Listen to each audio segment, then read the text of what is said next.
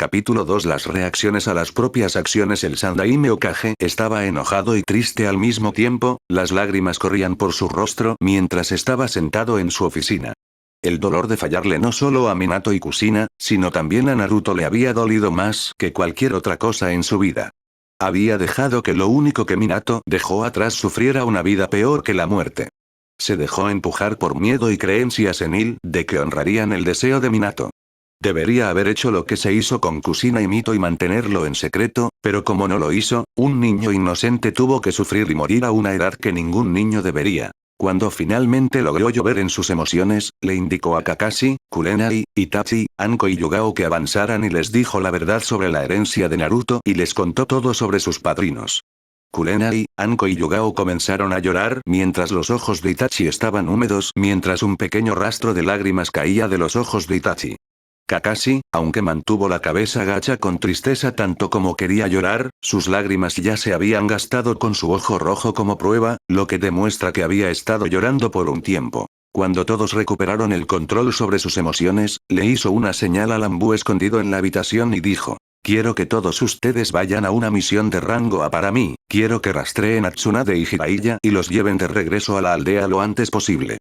Planeo hacerles pagar por ignorar sus deberes como padrinos de Naruto cuando deberían haber estado aquí y haber hecho más. Pero dejé que mi propia creencia me cegara a lo que debería haber hecho y los obligué a que al menos volvieran y lo revisaran. Si no regresan a través de la persuasión, entonces dales una amenaza, diles que si no regresan, los marcaré a ambos como nin faltantes de rango S. El Sandaime tenía una mirada oscura en su rostro mientras les entregaba las cartas diciendo que si no regresaban, serían marcados como nin faltantes de rango S. Los ninjas reunidos asintieron con la cabeza con ojos decididos y luego salieron de la oficina para traer de vuelta al Sannin que se suponía que vigilaría a Naruto. A pesar de todo el bien que hizo la red de espionaje de Jiraiya al proteger Konoha, ni siquiera se molestó en conocer a su propio ahijado. Debería haber obligado a Tsunade a regresar y ayudarla a superarlo, pero no simplemente la dejó hacer lo que quería. Sarutobi se sentó en su silla y miró una pila de papeles, luego suspiró como un recuerdo de lo que sucedió hace un par de años cuando Naruto fue al parque. Recordó la forma en que los civiles y los shinobi lo miraron fijamente cuando llegó al patio de recreo. Naruto caminó hacia el centro del parque, pero se detuvo cuando notó las miradas que la gente le daba. Luego desmenuzó su sombrero al recordar su sombrero mientras otro recuerdo entraba en su cabeza. Recordó a un niño probablemente 1 o 2 años mayor que Naruto que le dio un puñetazo en la cara. Los dos niños comenzaron a pelear con otros niños que se unieron a la batalla.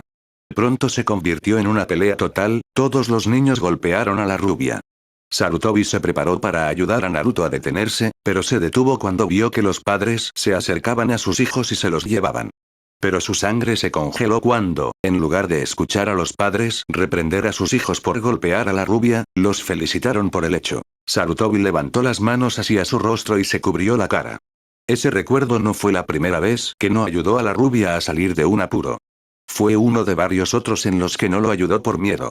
Miedo a ser parte de la minoría que no lo veía como el demonio, cuando vio a Satsuki y los otros miembros que formaban parte de su Ambu y algunos Jonin ayudaron a la rubia que había deseado tener el coraje de hacer lo que pudieran. Había deseado innumerables veces tener la fuerza y el coraje que ellos tenían, la fuerza y el coraje que demostraban que no tenían miedo de ser parte de la minoría. Pero, de nuevo, él fue quien estableció la línea cuando siguió el deseo de Minato y les contó a todos sobre el Kyuubi.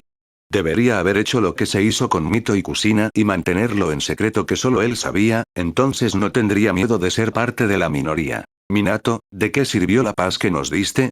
Si no podemos agradecer a la única persona que querías que fuera vista como un héroe por darnos esta paz sobre todo. Sarutobi tenía lágrimas cayendo por sus mejillas al recordar a Naruto, que estaba sentado solo mientras las lágrimas caían por sus mejillas. Minato, tu hijo no había hecho nada para merecer este destino, nadie merece morir tan joven, pero con lo que le hiciste. Lo habías maldecido a una vida de infierno al no dejarme a mí ni a Jiraiya hacerlo, luego pensó en lo que Minato realmente le hizo a su propio hijo y lo que realmente significaba el término Jinchuriki. Jinchuriki se tradujo libremente y significaba sacrificio humano. Los Jinchuriki no eran un sacrificio porque se los daban a los demonios. Fueron un sacrificio porque fueron sacrificados en nombre de la paz, fueron el chivo expiatorio para los líderes de las aldeas y los civiles por igual, fueron la manifestación física de los temores de la gente. No fueron sacrificados al demonio, sino a la misma población que trabajaron para proteger. Los Jinchuriki no fueron un sacrificio por su propia voluntad, fueron llamados y forzados a ser un sacrificio. Fueron llamados a sacrificar cualquier apariencia de una vida normal, sacrificar a sus familias y sacrificar cualquier vínculo precioso que pudieran haber tenido con otra persona. El mismo destino que Minato le había echado a Naruto la noche en que el Kyuubi atacó Konoha, el mismo destino que le dio a su propio hijo. Luego desmenuzó más su sombrero mientras las lágrimas caían libremente por su rostro. Minato, tonto estúpido y noble. ¿Por qué tuviste que ser tan estúpido y dejar a tu propio hijo solo en este mundo que muchos lo odiarían por lo que le hiciste a pesar de tu deseo? Un Lord Hokage, dijo un oso enmascarado Anbu con preocupación mientras entraba en la habitación. Había oído hablar de la muerte de Naruto y sabía que el Hokage había tenido al niño no solo en alta estima, sino también muy cerca de su corazón. No quería hacer esto y decirle al Hokage que el consejo había pedido su presencia, pero tenía miedo de lo que el consejo le haría si no lo hacía. El Hokage se volvió hacia el Anbu, pero no pudo ocultar las lágrimas que caían libremente por su rostro. El Anbu se entristeció cuando vio esas lágrimas y sintió una punzada de tristeza golpear su corazón. Él, como algunos otros, no vio al niño como un demonio y lo vio como una persona que fue maldecida al nacer por ser el contenedor de Kyuubi. La única de dicho grupo que no sabía de su condición era la pequeña niña Uchiha, que parecía ser la única niña de su edad que lo aceptaba. ¿Qué es Bear? Preguntó el Hokage con voz tensa. El Anbu se quedó callado por un momento y suspiró mientras reunía fuerzas y dijo: Señor Hokage, el consejo ha solicitado su presencia en el asunto de la muerte de Naruto Uzumaki. El Anbu miró a su líder esperando su respuesta y vio que la cabeza del Hokage estaba gacha. Cuando el Hokage levantó la cabeza en lugar de los ojos de un hombre roto, vio los ojos de un hombre que parecía listo para la guerra. Las lágrimas aún corrían por sus mejillas, pero sus ojos mostraban una voluntad de hierro que solo se rompería con la muerte. El Hokage se volvió hacia el Anbu y sintió ganas de inclinarse, sintiendo el aura del shinobi que era conocido en todo el mundo como el dios de shinobi. Diles que seré suyo poco después de arreglar algunas cosas. El Anbu asintió y rápidamente salió de la habitación usando el Shunshin. Después de que los Anbu se fueron, Sarutobi se volvió y miró la cabeza del Fort en el monumento del Hokage. Minato, lamento no haber tenido la voluntad de proteger a tu hijo hasta que fue demasiado tarde para hacer algo para proteger a tu hijo. No haré que tu hijo sea recordado como la reencarnación de Kyuubi. Y por eso rompo lo que pensé que nunca haría hasta que fuera un Chunin, pero Iwa y Kumo no pueden dañarlo cuando ya está muerto. Es hora de que la gente se entere de lo que le había hecho al Salvador. Lo último que tuvo el Hokage antes de salir de la habitación fue: Naruto, espero que puedas perdonar a este viejo tonto por no tener la fuerza y el coraje para estar ahí para ti. Espero que puedas perdonarme donde quiera que estés. Cámaras del Consejo. El Hokage se dirigió hacia las cámaras del Consejo con un rostro que parecía estar escrito en piedra y una voluntad hecha de hierro. Cuando llegó a la puerta de las cámaras, abrió la puerta y se dirigió hacia su silla en las cámaras con la intención de asegurarse de que Naruto no fuera recordado como el zorro renacido, sino como el héroe que la gente de Konoha había despreciado, golpeado y al final matado. Sabrían que habían hecho un acto irredimible por lo que le hicieron a él, que no importaba cuánto lo intentaran, la mancha de tal acto utilizamos Kookies. Al utilizar nuestros servicios, usted reconoce que ha leído y acepta nuestras políticas de Kookies, y privacidad, privaki. Aceptar nunca se eliminaría. No solo habían matado a un niño, sino al hijo de su héroe a quien veían como un héroe, pero habían condenado lo único que había dejado atrás y querían ser vistos como un héroe. El Hokage se aseguraría de que lo supieran, incluso si se necesitara un río de sangre para que entendieran sus crímenes. Después de que el Hokage se sentara en su silla con un hombre a su izquierda, que era uno de sus antiguos compañeros de equipo conocido como Omura Mitokado, Omura fue representado con cabello gris, barba, anteojos y un ceño fruncido constante que siempre había usado, incluso en su juventud. También tenía una fuerte línea de la mandíbula, una estructura facial que había conservado incluso en su vejez. Como miembro del Consejo de Konoha, vestía atuendos similares a los que Hiruzen usaría cuando actuaba en su calidad de Hokage. Una mujer a su derecha, donde estaba el lado shinobi, sentó a su otro ex compañero de equipo, Koharu Utatane. En su juventud, Koharu era una hermosa kunoichi de ojos oscuros. Su cabello estaba recogido en un moño doble bloqueado por una horquilla tradicional japonesa con dos perlas colgando de un lado. En su vejez, mantuvo su peinado original sin flequillo. Las perlas en la aguja de su cabello también han aumentado y se agregaron borlas en el otro extremo. Sus aretes también eran considerablemente más largos. Como miembro del consejo de Konoha, Koharu vestía un kimono largo y simple, cerrado por un obi, una chaqueta y una faja encima. En la parte de atrás de la habitación, donde nadie podía verlo, había un hombre conocido como Danzo, rival de Hiruzen desde que eran niños, y siempre se veía eclipsado por los logros de Hiruzen. Danzo apareció como un anciano frágil, que normalmente caminaría con un bastón. Tenía el pelo negro y desgreñado y su ojo derecho se mantenía vendado. Danzo ha tenido una cicatriz en forma de X en la barbilla desde su juventud. Llevaba una camisa blanca, con una túnica marrón sobre ella que le cubría desde los pies, hasta justo por encima del hombro derecho. La túnica ocultaba su brazo derecho, que estaba vendado, y cubierto con 3 grandes tirantes dorados. Parecía un hombre que había soportado numerosas batallas, pero tenía una personalidad que hacía que un ladrillo pareciera animado. En el lado derecho del consejo se sentaba el consejo shinobi, que consistía en los jefes de los clanes que ayudaron a formar las fuerzas shinobi de Konoha. Estaba formado por Shikaku Nara, Chosa Akimichi, Inoichi Yamanaka, Tsume Inuzuka y Fugaku Uchiha, quien era el padre de Itachi y Satsuki y el esposo de Mikoto. En el lado izquierdo estaba el consejo civil formado por ricos comerciantes y personas algo influyentes que tenían algunos vínculos con otros. Uno que se destacó tenía cabello rosa chicle y ojos esmeralda. Llevaba un kimono rosa con adornos amarillos y grandes aretes en las orejas. Ella era Akemi Aruno, una de las miembros civiles más influyentes del consejo. Danzo salió de la sombra y se dirigió hacia Sarutobi y dijo: Sarutobi, te tomó bastante tiempo llegar aquí, como Hokage, sabes que no debes hacer esperar al consejo. El Hokage estaba callado y ni siquiera se molestó en mirar en dirección a Danzo, que estaba molesto porque su antiguo rival lo ignoraba, estaba a punto de gritarle, pero se detuvo cuando sintió la intención asesina de Sarutobi. Todos en la habitación tenían miedo cuando sintieron esa intención asesina. La última vez que alguno de ellos había sentido alguna intención asesina de él fue la noche en que Kyuubi fue sellado en él y un miembro del consejo civil dijo que matara a Naruto a pesar de que era un bebé. Danzo, dijo el anciano que envió un escalofrío por la columna vertebral de todos. Soy el Hokage, el líder de esta aldea, tú eres un consejero, lo que significa que debes darme consejos, no decirme qué hacer. El Hokage luego se alejó de Danzo y se volvió hacia los miembros civiles y los miró. Todos los miembros civiles se tensaron y estuvieron a punto de cagarse por su mirada. El Hokage luego dijo con dureza: espero que todos estén orgullosos de sí mismos. Por supuesto que sí, terminamos el trabajo del cuarto, matamos la concejal de cabello rosado comenzó. Su hijo, dijo el Hokage. Todos en la habitación lo miraron y después de darse cuenta de que los jefes de clan comenzaron a mirarlo con miradas de odio, y los rostros de los civiles mostraban claramente que estaban aturdidos ya que tenían una expresión de asombro en sus rostros. Akemi, siendo la primera persona en recuperarse, gritó: ¿qué quieres decir con que matamos a su hijo? Él es el demonio y lo sabemos. Chilló la concejal de cabello rosado. Los otros miembros del consejo finalmente lograron recuperar sus sentidos. Tsume gruñó mientras algunos de sus dientes y uñas se alargaban mientras miraba al hombre.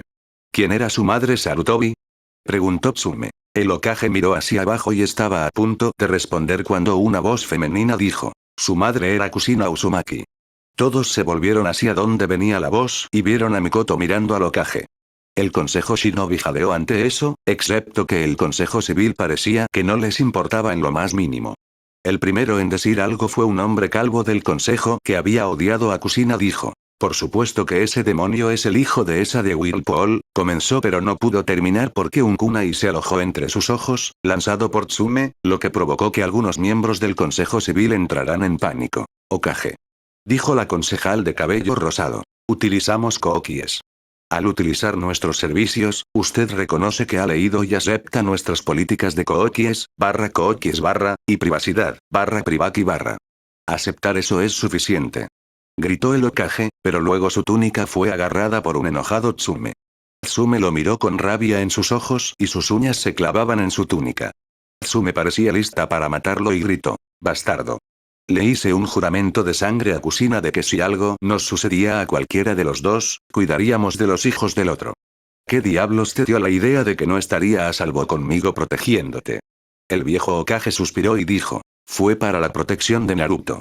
Si Iwa y Kumo alguna vez descubrieran que Minato tenía un hijo, entonces habrían enviado misiones de asesinato o secuestro por él. Aunque parece que al final no lo ayudó, de hecho, me pregunto qué habría pasado si hubiera dicho algo sobre los padres de Naruto, tal vez todavía estaría vivo y protegido por la gente. Probablemente lo habrían visto como un héroe por ser su hijo. En lugar de Iwa, Naruto fue asesinado por las mismas personas que Minato quería que Naruto fuera visto como un héroe. Minato probablemente esté revolcándose en el estómago del Shinigami en pura ira por lo que esta aldea le ha hecho. Puedes culparlo, Sarutobi. Sarutobi, todos éramos amigos de Minato y Kushina, ¿qué diablos te dio la idea de que haríamos cualquier cosa para lastimarlo? Puedo decir con certeza que todos nosotros lucharíamos con gusto para proteger al hijo de Minato. Minato era un amigo para todos nosotros y con gusto lucharíamos para proteger a sus hijos, no tenías derecho a ocultarnos esto. Chosa rugió mientras miraba al anciano. El Sandai me bajó la cabeza avergonzado y dijo: hice lo que pensé que era lo mejor que podía hacer en ese momento, desearía poder volver atrás y hacer las cosas bien, pero no puedo. Así es, no puedes hacer las cosas bien, dijo Mikoto con frialdad mientras su Sharingan cobraba vida mientras miraba al Hokage. El Hokage se estremeció al verlo mientras ella lo miraba. Fugaku miró fijamente a su esposa y supo que no debería decir nada si valoraba su vida. Si el Sandaime tuviera que elegir entre que le hablara un Kushina enojado o Mikoto, preferiría enfrentarse a un Kushina enojado. Tengo la muerte de Naruto en tu cabeza, Sarutobi, como te dije ese día. Se merecía algo mejor, Sarutobi. Deberías haber hecho más, la voluntad de fuego que tenías cuando eras más joven se ha ido a mis ojos, ya que prácticamente decidiste ser la perra del consejo. No eres mi Hokage. Nunca supo por qué sufrió porque se lo ocultaste. Cosecha lo que has sembrado, Sarutobi, porque la sangre de un inocente está en tus manos debido a tus acciones, dijo Mikoto con frialdad. Después de eso, salió de la habitación. Si se hubiera vuelto para mirar al hombre que era el Hokage, habría visto que las lágrimas comenzaban a correr por el rostro del anciano. Nerón. Nero caminaba por la carretera con su mochila colgada sobre su hombro izquierdo, siguiendo el camino que conducía a la carretera hacia la ciudad más cercana, con la esperanza de llegar a la ciudad más cercana sin demasiados problemas. Nero miró su mano enguantada y luego apareció una imagen de Satsuki en su mano. Nero luego levantó su mano en un puño y miró hacia arriba. Nero luego escuchó algo en el bosque a su alrededor. Nero dejó de caminar y se volvió hacia el sonido en el bosque a su alrededor y vio varias figuras corriendo hacia él. Nero con los ojos entrecerrados miró a las figuras que se acercaban con inquietud. No tenían un alto nivel de chakra, pero se sentían antinaturales. Uno de los efectos secundarios de su cambio demoníaco no era solo su nueva apariencia, sino que, por lo que Kurama le había dicho, le daba una mayor reserva de chakra que los humanos normales y que había mejorado su vista y sensación. El chakra que estaba sintiendo se sentía asqueroso, corrupto, malvado. Lo que había en el bosque saltó de la cubierta del follaje y aterrizó frente a Nerón. Las criaturas parecían grandes lagartos verdes que se paraban sobre sus patas traseras y tenían un escudo en uno de sus brazos. Las criaturas le sisearon y Nero arqueó una ceja mientras los miraba y pensó: Kurama, ¿sabes qué son estas cosas? Sí, lo hago, son una clase inferior de demonios que se llaman asaltos, son rápidos y tienen la agilidad para respaldarlo. Respondió Kyuubi. Gracias, Kurama. Nero reflexionó. Nero luego observó cómo uno corría hacia él pensando que iba a ser una muerte fácil. Nero se paró en el mismo lugar y esperó a que se acercara a él cuando estaba a un par de pasos de él. Nero rápidamente levantó su brazo demoníaco y lo tiró hacia atrás detrás de su cabeza. Nero luego lanzó su puño hacia adelante lo más rápido que pudo y golpeó el asalto frente a él. El asalto salió volando y se deslizó por el suelo hasta que se estrelló contra un árbol. Nero luego parpadeó de asombro y silbó mientras miraba su brazo cubierto. Kurama, ¿tienes alguna idea de lo que puede hacer este brazo? Preguntó Nero con curiosidad. Nero quería conocer todas las capacidades de su brazo y lo que podía hacer hasta el más mínimo detalle. ¿Cómo diablos esperas que sepa lo que puede hacer tu brazo? Respondió Kurama. Porque fuiste sellado dentro de mí antes de convertirte en mi brazo del diablo. Pero la palabra clave es was, pero no sé todo sobre ti, como cómo mantuviste tu verdadera personalidad que mantuviste oculta al mundo. Nero estaba a punto de enviar otro pensamiento a Kurama, pero se detuvo cuando vio que los otros asaltos se precipitaban hacia él. Nero saltó cuando el corte cayó sobre donde estaba parado. Nero se arremangó la manga de su gato y se quitó el guante de la mano y lo colocó en el bolsillo de su pantalón, revelando el brazo demoníaco al mundo. Otro de los asaltos corrió hacia él mientras otro intentaba llegar a su lado derecho. Nero luego apretó su mano derecha demoníaca en un puño y vio que tenía un brillo azul apagado a su alrededor. Es hora de ver lo que puede hacer este nuevo brazo mío, pensó Nerón. Nero luego se inclinó hacia atrás para evitar una garra que apuntaba a su estómago y agarró la mano del demonio. Nero luego levantó al demonio y lo golpeó contra el cuerpo del demonio que se acercaba, golpeándolos a ambos contra el suelo. Nero escuchó varios crujidos fuertes y los miró y vio que el suelo ahora tenía varias grietas largas en el suelo, lo que hizo que Nero se preguntara qué tan fuerte es ahora, pero rápidamente lo superó y levantó el cuerpo del demonio y lo golpeó contra el suelo repetidamente. Después de hacerlo, lo levantó por última vez en el aire y se lo arrojó a otra. Nero luego miró a su alrededor y vio más asaltos que salían del bosque. Kurama, ¿cómo diablos te saco a la luz? Está bien, chico, es muy simple, extiende el brazo y di mi nombre. Dijo Kurama. Nero se quedó estupefacto por lo que, fácil sonaba. ¿Eso es todo? Sí, eso es todo, ahora llámame, maldita sea, y mata a estas cosas. Nero colocó su brazo demoníaco hacia adelante y dijo. Kurama. Un resplandor salió del bíceps derecho de Nerón, que era donde estaba el tatuaje de la cabeza del zorro, pero pasó rápidamente y el fuego se arqueó sobre su brazo y entró en su mano. Una pequeña bola de fuego estaba en su mano, pero luego se extendió y creció hasta el punto en que era más grande que su cuerpo, la punta que se alejó de él y luego lanzó otra bola que parecía curvarse en forma de guadaña. El fuego pareció endurecerse y tomar la forma de un arma que parecía un cruce entre un hacha y una guadaña. El arma tenía un mango curvo negro y una hoja larga que se asemejaba a un colmillo. En la parte inferior del mango había una gran cabeza de zorro que tenía orejas puntiagudas y dientes grandes. Lo último que notó en el arma fue que tenía una cadena de metal con una pequeña púa unida al extremo de la cadena. Nero levantó la guadaña y sonrió pensando en lo mucho que iba a disfrutar de esto. Nero luego se rompió el cuello y dijo, esto va a ser fácil, voy a ser divertido. Luego levantó el arma demoníaca y se sorprendió un poco por lo liviana que era, pero luego recordó que golpeó a uno de ellos contra un árbol con un solo golpe y golpeó a otro contra el suelo repetidamente. Luego corrió hacia adelante y golpeó a Kurama en el brazo protegido de un asalto, el asalto creyendo que el escudo sería suficiente para protegerlo. No lo fue. El hacha parecida a una guadaña atravesó fácilmente el escudo y se incrustó en la cabeza del demonio, luego la sacó y usó la cabeza de zorro de metal en un trasero y la golpeó en el estómago de otro. Nero luego usó su otro brazo y agarró la cadena y comenzó a girarla sobre la suya. El hacha voló en el aire a su alrededor en un círculo, fue entonces cuando notó que la cadena se hizo más larga, luego la golpeó hacia abajo hacia un demonio y observó cómo se incrustaba en su piel. Luego tiró de la cadena con su brazo normal y lo obligó a acercarse a él y sostuvo su brazo demoníaco, excepto que esta vez apareció un brazo etéreo de demoníaco. Nero, decidiendo ignorar el brazo etéreo en ese momento, ladeó el puño hacia atrás y vio que el brazo etéreo hacía lo mismo.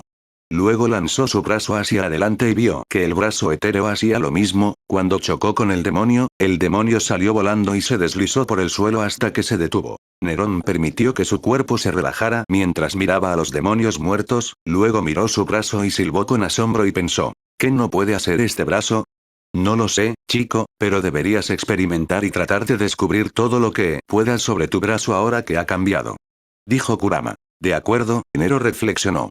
Luego colocó el arma en su espalda junto a su mochila y continuó por el camino.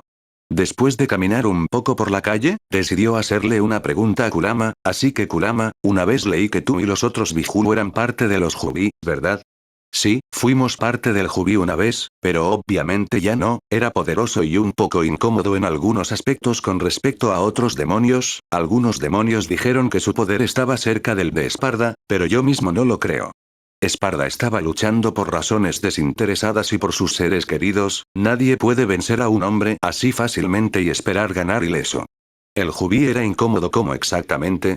Antes del cataclismo que llevó a los shinobi en la época de su antepasado, veía a los humanos como una especie débil que no merecía su lugar, pero los encontraba fascinantes debido a sus inventos y sus guerras. Pero una de las cosas que más le fascinaba eran las armas. ¿Armas? Nero pensó con curiosidad. No sabía cómo eran las armas, pero si el Jubi de todas las cosas estaba interesado en ellas, entonces tenían que ser buenas armas. Sí, armas que dispararon lo que los humanos llamaban balas. Permítanme mostrarles, aunque les advierto ahora, tendrán un poco de dolor de cabeza.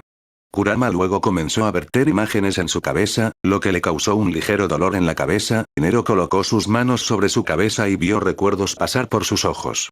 Un hombre con manos grandes estaba desarmando un arma pieza por pieza y luego volviéndola a armar. Luego observó cómo el hombre comenzó a hacer lo que Nero supuso que eran balas para el arma, luego cargó las balas en su arma y Nero observó cómo el hombre disparaba las rondas una a la vez. ¿Qué diablos fue eso?, pensó Nerón. Eso fue pedazos de los recuerdos de los Jubi. Cada uno de los Bihulu tiene un pedazo de él dentro de nosotros, ya que nos originamos a partir de él, así que cada uno tiene algunos recuerdos de él y una parte de su poder. Sugiero que cuando nos detengamos en la ciudad más cercana, tratemos de encontrar una posada primero para alquilar una habitación y luego un herrero para hacer su propia arma. Está bien, una última pregunta, y luego terminaré. ¿Por qué no atacó antes, como antes del cataclismo, en lugar de después? Pensó que sería mejor esperar y atacar cuando fuera más fácil, cuando nadie pudiera detenerlo. Piénsalo, ¿qué mejor momento para atacar cuando el linaje de Esparda está muerto o supuestamente muerto? Nero asintió con la cabeza al ver la lógica detrás de esto y continuó por el camino. Finalmente llegó a una ciudad y tenía una pequeña sonrisa en su rostro. Sacó el guante de su bolsillo y se bajó la manga de la chaqueta, cubriendo su brazo demoníaco por completo. Luego envió a Kurama lejos para que nadie lo viera. Se vería bastante extraño si vieras a un niño caminando por la ciudad con un hacha como una guadaña en la espalda, ¿no? Después de un par de minutos encontró una posada llamada Sleeping Lion Hotel. Nero, pensando que probablemente sería lo mejor, decidió entrar al hotel. El hotel estaba radicalmente desierto en el primer piso, pero luego Nero miró el reloj y vio que era cerca de la medianoche. Nero luego miró hacia el mostrador y vio a una mujer en el mostrador que tenía un color de piel algo pálido y cabello castaño. Nero se acercó al mostrador y dijo: «Señorita, ¿puede ayudarme?». La mujer miró hacia abajo y vio a Nero y dijo: «Sí, ¿hay algo que necesites?». Nero asintió con la cabeza y respondió: «Sí, necesito una habitación por un par de días, ¿puedes prestarme una?». «Sí, puedo, ¿eres solo tú?». «Sí, solo yo». Nero luego sacó parte de su dinero de la mochila y pagó la habitación. La habitación era buena, mejor que en la que vivía, por decirlo menos. La habitación tenía una cama grande y tenía lugar para que él colocara su ropa y un baño con una bañera grande. Nero simplemente colocó su espalda en el mostrador y saltó sobre la cama, decidido a dormir un poco. Mañana en Konoha. Satsuki corrió por las calles con su madre detrás de ella y vio que la gente estaba festejando y bebiendo para celebrar la eliminación de lo que la gente decía que era el engendro demoníaco. Satsuki se preguntó de qué estaban hablando, pero se detuvo cuando llegó a Ichiraku. Se sentó en una de las sillas. «Hola Ayame, Uchi», gritó felizmente la pequeña Uchiha, con una gran sonrisa en su rostro. Los dos cocineros antes mencionados le devolvieron la sonrisa a la niña. Sin embargo, una punzada de dolor apareció poco después y que solo Mikoto vio. Sin duda fue causado por la ausencia de su compañero habitual de comida. «Naruto aún no está aquí». Bueno, Naruto lo es», comenzó el hombre, sus ojos evitando la mirada de la niña. Se encontraron con los ojos de su madre, que tenían una mirada triste sobre la razón por la que el niño no estaba aquí. Sin embargo, las miradas también tenían rastros de algo parecido a una súplica para que se callara, como si le pidieran que se quedara callado para mantener la pureza infantil que Satsuki aún tenía. Fue enviado lejos por el Hokage, así que no volverá por un tiempo. Aunque la mentira funcionó en la niña, su semblante aún decayó pero prometió que me conocería a mí y a mamá aquí mañana. Satsuki se entristeció y Mikoto notó la expresión oprimida de su hija y trató de animarla diciendo: ahora, no hay caras largas. A Naruto no le gustaría verte así si estuviera aquí, así que ¿por qué no vemos una sonrisa, HM? Siempre ha dicho que le gusta cuando sonríes, incluso te llama lindo. Al instante, la cara de Satsuki estalló en un rubor furioso que avergonzaría a un tomate ante la idea de que su enamorado la llamara linda. Después de que tuvieron un pequeño pedido de ramen para llevar, regresaron al complejo de Uchiha mientras la gente estaba de fiesta. Mikoto no podía esperar a que el Sandaime hiciera su anuncio y les dijera que Naruto era el hijo de su héroe, al que habían golpeado y al final asesinado. La propia Satsuki se preguntaba quién o qué era el engendro demoníaco. Cuando pasaron por las puertas, Satsuki se topó con otro hombre y se separó de su madre, luego miró hacia arriba y se encontró mirando a otro miembro del clan Uchiha hablando con otro hombre. El primer hombre dijo: «Sé que me alegro de que ese mocoso esté muerto». «¿Mocoso demonio?», preguntó Satsuki con curiosidad. El hombre miró hacia abajo al escucharla decir eso y decidió decir que no veía nada malo en ello. Era solo ese niño Naruto Uzumaki, respondió, sin darse cuenta del pico de intención asesina dirigido hacia él. Antes de que pudiera decir otra palabra, fue golpeado en la cara por un furioso Mikoto. Mikoto luego miró a Satsuki y vio una cara de sorpresa que luego se convirtió en tristeza cuando las lágrimas se acumularon detrás de sus ojos. Utilizamos Kookies. Al utilizar nuestros servicios, usted reconoce que ha leído y acepta nuestras políticas de Kookies, y privacidad, privaki. Aceptar en Naruto, él es, ella soy yo. Lágrimas frescas comenzaron a fluir como una fuente, al darse cuenta de que su mejor amiga y su enamorado se habían ido. Luego gritó de dolor por su amigo, Naruto. A la gente le traigo varios Devil Arms de la serie de EMC, algunos que tengo en mente incluyen Alastor, Witch Nero o cualquiera de los que usará. Alastor es para otra persona. Sin embargo, Nero usará Pandora, eso puedo prometer. Si hay suficientes reseñas para el regreso de cierto Devil Arm, lo traeré más adelante. Uno ya está completamente planeado y su arma principal se inspiró en Trigun. El segundo todavía está en proceso, pero se elige su arma principal. Por último, si alguno de ustedes quiere enviar una idea de brazo diabólico, tendrá que enviarme un mensaje privado con los detalles, como lo que puede hacer el brazo diabólico, su forma de arma y la forma demoníaca. El Kurama Devil Arm es un hacha como esquite que tiene una cabeza de zorro y una cadena de hierro que puede crecer. El fuego también puede rodear la parte afilada de la hoja y puede usar técnicas de fuego demoníaco especiales solo para ella. Muy bien, la gente me dice lo que piensas y revisa.